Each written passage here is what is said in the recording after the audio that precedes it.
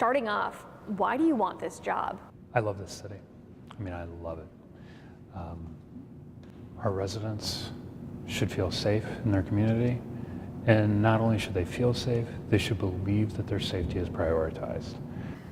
Why run now? Good point. In my opinion, the city is an inflection point.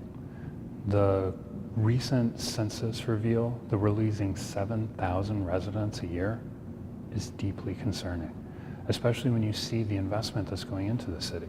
You see what happened with the Foundry, the Armory, and the crime associated with that every week.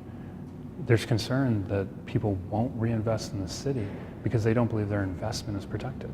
Right now, we have an unelected attorney general trying to remove the elected circuit attorney from office. Do you think that decision should be up to the voters? In my opinion, what's happening with the attorney general is the disenfranchisement of city voters. They voted and elected for Ms. Gardner in 2016 and again in 2020.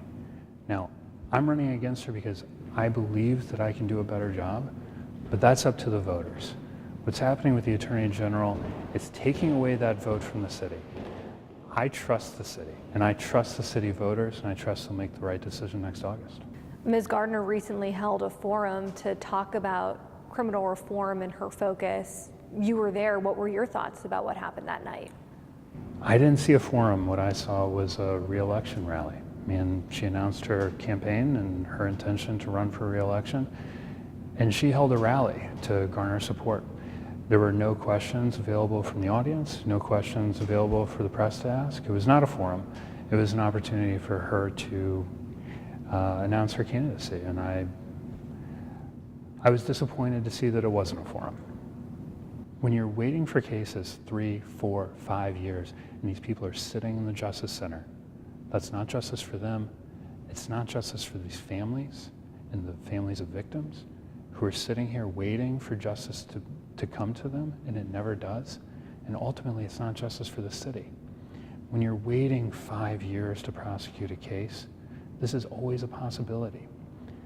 I think about who are the victims and who are committing these crimes.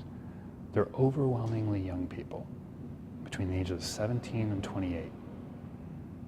The witnesses are the same age.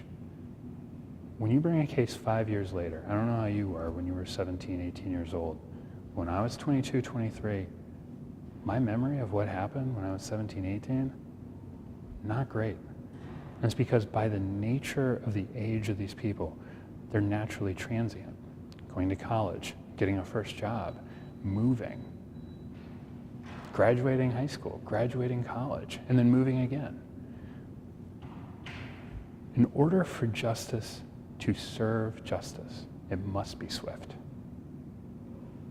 Otherwise, what are we doing?